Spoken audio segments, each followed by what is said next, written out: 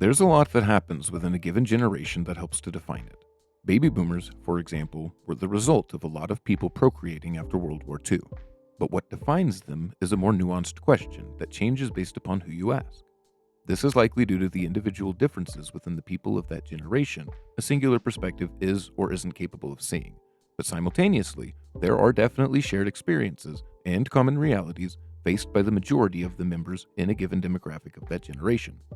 We utilize these shared experiences and conditions to broadly define these generations, as even though the intricacies of an individual experience is lost, a collective understanding of the wider reality is reached, hence why we bother labeling generations at all.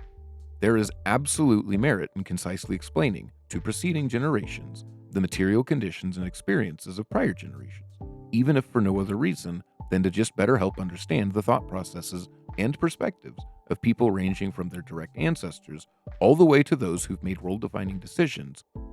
Considering this, and at the same time, admitting that the importance of defining video game generations pales in comparison to that of human generations, I still find it beneficial to do so. The generations of people that come later on, and those just now starting to pay attention, have a right to know exactly what they're missing out on, especially when you account for obsolete hardware aging out and the battle for game preservation facing the absurd uphill battle that it is. It's also important, albeit to a lesser extent, to quantify the end of a generation in order to help holdouts from those prior ease into the newer. I, myself, am a younger millennial, born close to the border with Gen Z. Due to this, I feel I have a relatively unique perspective on the shifting of generations, at least in terms of technology. During my time spent as an enthusiast of video games, I've seen the hobby shift from what effectively worked out to be toys for kids into the largest media industry ever. This is something that's still weird to me, as it kind of feels like these are still treated as the toys they were originally built to be, way back in the 90s. Now, while I say this, I'm also one of the first people to say that my favorite stories and experiences from any medium exist within video games. The industry has shifted well past the days of small dev cycles and smaller dev teams. Instead, we get productions costing upwards of the budgets of some of the largest blockbuster movies and seeing returns even greater than that. Yet, even in the face of these facts, there was never the seismic shift required to allow the reorientation of the industry to more efficiently tackle these new, larger games. There was never the full revolution that would have otherwise been necessary to herald these new circumstances. All we've seen are these long obsolete, bloated corporate behemoths slowly blundering into these new, fresher fishing grounds discovered by the more nimble and pioneering crews they trail. Upon arrival, they deploy their vast trawling nets to scrape the bottom of this new frontier, frantic to claim the entire bounty for themselves in a desperate bid to monopolize it, as that's the only way their business model can even function at this point. By defining generational splits, it provides clear targets to aim for within the industry at large. It provides clear requirements and expectations that, when unmet by these bloviating giants, give customers the necessary tools to forcibly usher in the necessary change these monsters have so long fought against.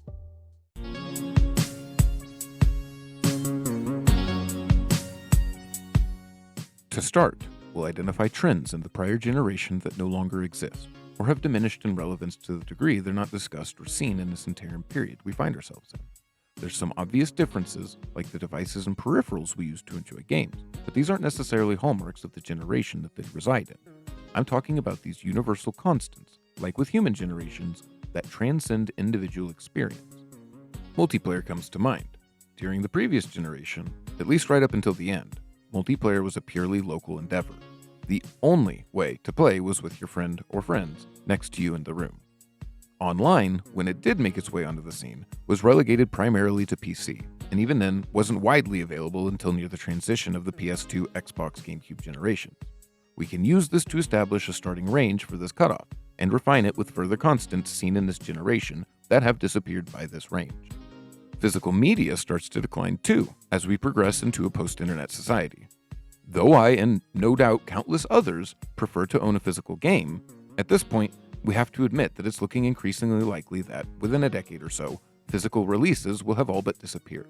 Even right now, more often than not, physical media is being sold as a premium item, incurring additional costs beyond a digital release. Prior to the ubiquity of the internet, updates to existing games weren't really possible, short of additional content releases or necessary revisions sold as new products. So what came in the box, for good or bad, was what you got. Post-internet games can just simply update the game after the fact, if necessary, to ensure quality. Though I'm unsure of the root cause, this has unfortunately led to a recent change in attitude within the industry at large that a new game can be released in whatever semi-playable state that they have achieved by their target date, and can polish or finish the game in later updates if it sells well enough to warrant it. This has understandably resulted in diminished desire from potential players to pre-order a game at all, especially when more often than not, waiting for the first significant sale of a new title is generally the best idea, as it gives these developers time to actually finish their game. I can definitely remember the reason for the push to more digital downloads, as optical media is prone to damage, and the components used to read it break down faster than their digital counterparts.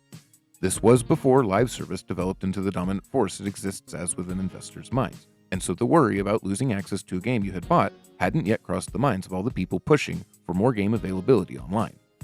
Granted, cartridges were never prone to the same decay or damage, but they also weren't capable of the same read and write speeds as optical media for the ever-increasing demands of top-of-the-line gaming at the time. Aside from things like the Switch, which Nintendo has deigned in their infinite wisdom to change in its next iteration anyway, cartridges that contain the full game have all but been phased out of the modern gaming landscape too. Alongside the decline in physical media, the physical game store locations that contained them are also on the way out. As is the case with most entertainment purchases anymore, people just usually order things online through the various stores and distributors found there. Before the internet had the speeds required to serve games to consumers with the convenience necessary to encourage them to make splurge purchases, you had to drive to your nearest game store, if possible, to pick up the game you wanted. Sometimes you could take a collection of your own games you'd beaten or gotten tired of to one of these stores, at which point you'd then get insulted by the cashier before you took them back out to the vehicle you came in and returned inside with your now lowered expectations.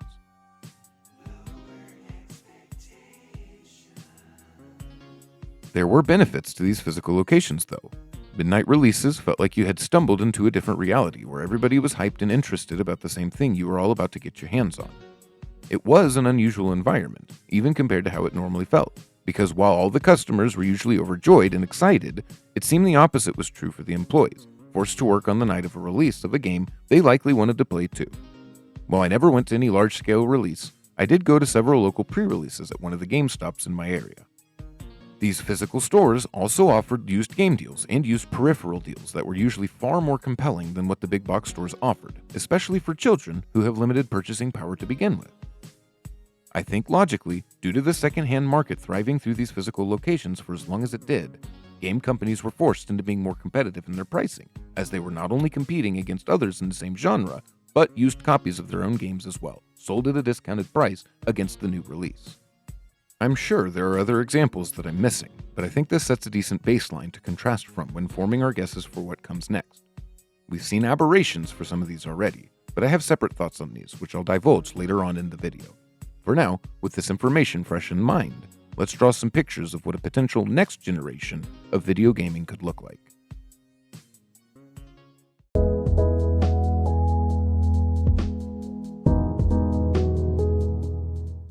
To preface this, I have to say that these guesses aren't necessarily indicative of what I hope the future of this entertainment medium becomes, but instead, what I view as being most likely to occur, based on observations of past and present industry trends and directions, with a dash of optimism. Starting again with multiplayer, since local play was a hallmark of last generation, and online play already exists for the vast majority of titles released in the last decade, it makes sense to imagine a truly seamless multiplayer environment, one entirely platform agnostic to contrast this. It wouldn't just be crossplay, or even just with cross saves, but something that unifies the world for each player across any platform capable of playing the game. We're seeing this starting to take place already, but the groundwork hasn't been fully laid yet, as the powers that be have been actively fighting against any attempts to do this. Players would rather not sign into an entirely separate service to access these borderless realms, as is evidenced by the recent Helldivers 2 controversy, or by asking anyone on a non-Microsoft platform to play in a Minecraft realm with you. Some of this is difficult technologically, as certain devices can't play the entirety of a modern AAA game yet.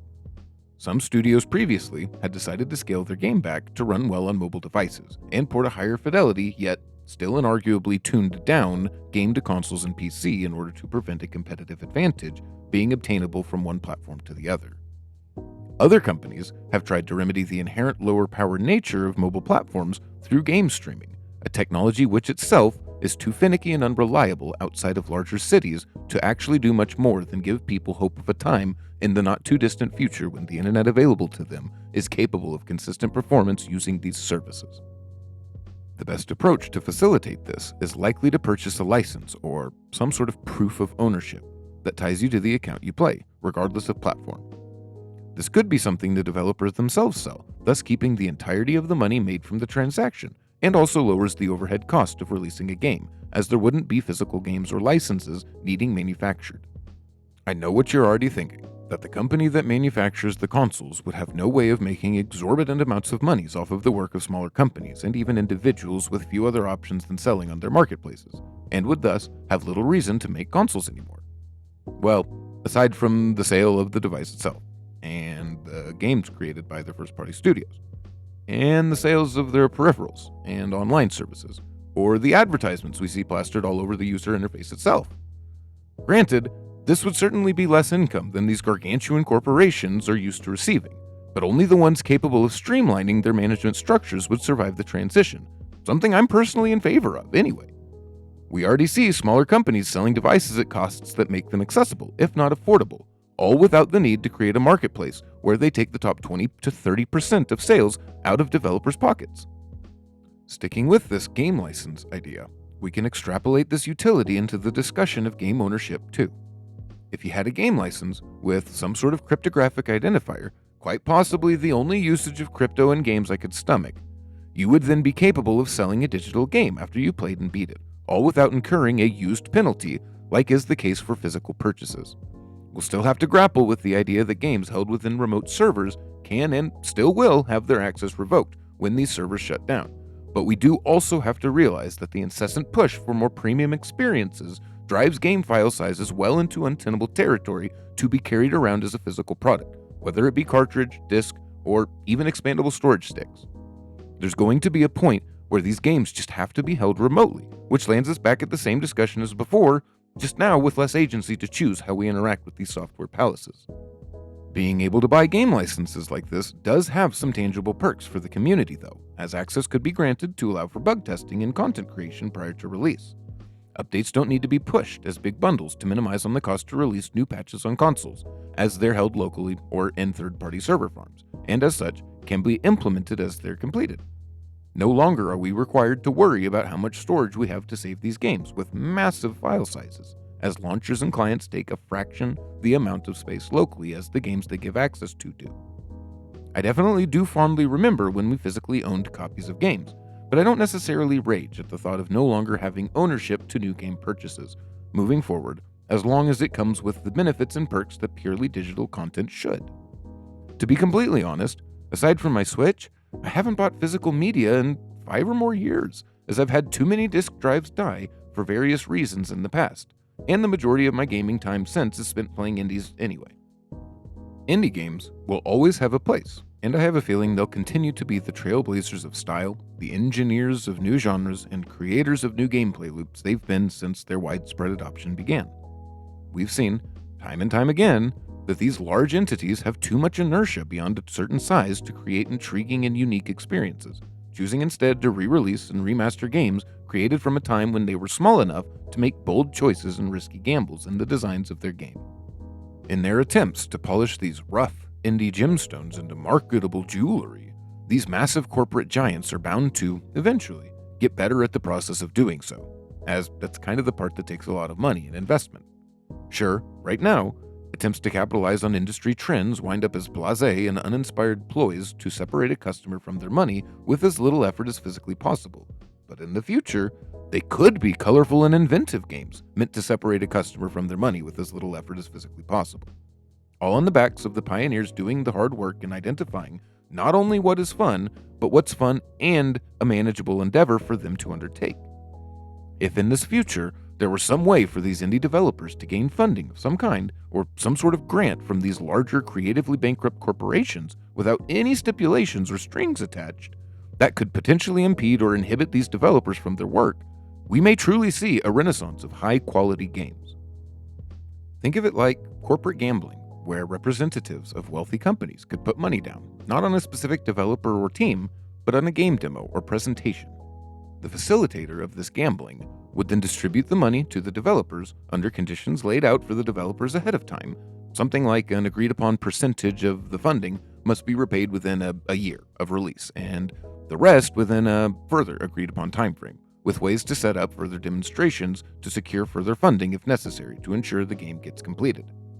This is obviously just a rough idea of some actual ideal future solution from someone with absolutely no economic background, so take it with the grain of salt it's worth. But nonetheless, it's representative of whatever actual idea could allow for these creatively crucial independent developers to not only continue making these necessary leaps for all of gaming, but to thrive while doing so. Speaking of ideal future solutions, since stores dedicated to selling gaming devices and peripherals are rapidly dying off in favor of their internet-enabled counterparts, wouldn't it be nice if we could get these devices delivered to your door? Like, actually? When's the last time a brand new device or product that you had your eye on came out that you were actually lucky enough to get your hands on the day of release? For me, personally, I think it was when the DSi XL came out. I had the money in hand, walked into GameStop, asked for the burgundy, and walked out in a great mood. Now, while your experience may have been more recent, I don't think anyone could argue the point that these products nowadays are, on average, unavailable upon release.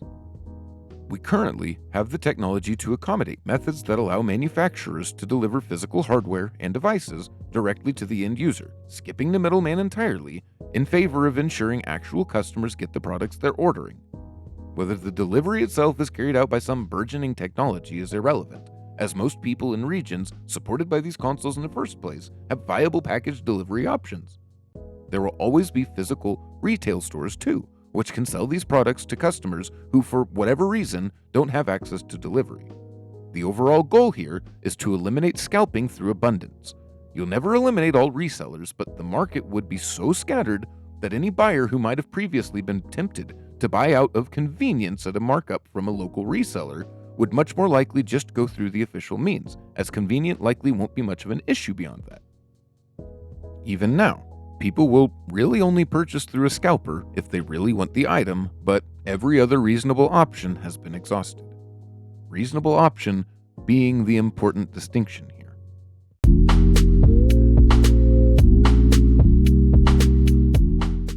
I say this because it feels to me that we're running out of reasonable options to address this multitude of problems assailing the modern gaming landscape. Increasingly, I see something announced, feel some hope well up inside, and the briefest glimmer of that beautiful sun shines through the thick, dark storm clouds. Then, as quickly as it came, the moment passes and the storm sets back in, because the realization that you don't have all the information sets in. Upon further elucidation, you understand your innate apprehension all along. The information emitted from the original announcement was not only important information, but of such significance that it completely spoils the moment you had just previously thought you had. The announcement, gameplay reveal, developer Q&A, or whatever it was that got your hopes up are purposefully done this way. It incentivizes people to cluster based on their reactions to the initial information drop and tune out everything else that doesn't appeal to the narrative their group creates. It's self-selection of the worst kind, because no matter where you fall on the spectrum of reactions you could have to this information, at no point will you ever be able to convince somebody on one extreme who reacted differently to change or even reconsider their own knee-jerk reaction. This way, when more details emerge to clarify unknown aspects, whether or not they're even curated by the company at this point, people will reflexively deny or exaggerate the impact of a given choice or decision made by developers.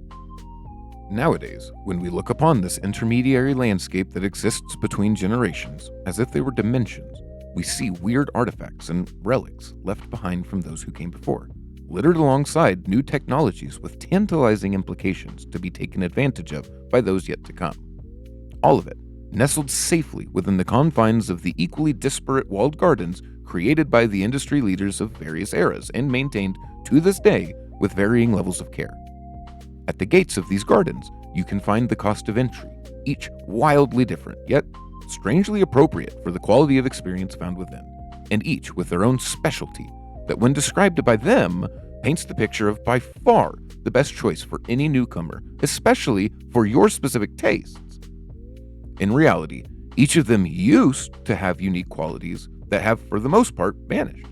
While these modern ecosystems do have some superficial differences, at their core, they behave much the same as the rest, with very little in the way of compelling reasons to choose one over the other. Once you've chosen the little garden that best fits your taste, or, in reality, the one that more of your friends are on, now you need to buy the games to play. You bought the discless version to save money, as they're the cheaper console. Makes sense that it's cheaper since there's an entire component to your purchase that's missing compared to the more expensive version. So it stands to reason to also expect your digital game purchase to be cheaper than the physical, right? There's an entire component to that purchase that's missing too.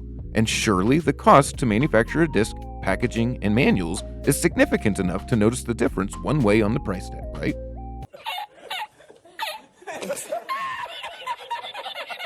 Nope, digital isn't any cheaper. Actually, thanks again to Nintendo, physical games are just more expensive.